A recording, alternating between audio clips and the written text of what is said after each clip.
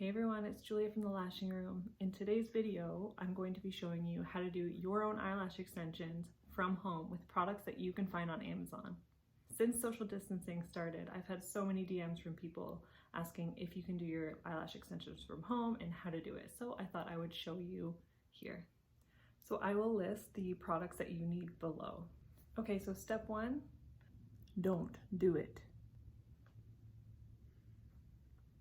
Don't try to do your own eyelash extensions at home. You're not gonna have any eyelashes for your girl to do when this is all over.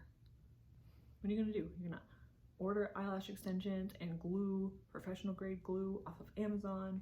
You're gonna burn your eyeball. You're gonna damage your lashes. You're gonna glue all of your lashes together, damage the follicle. Your girl will not even be able to do your eyelash extensions afterwards.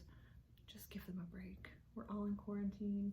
We are all social distancing right now. You don't need your lashes. Wear strips if you must. Stop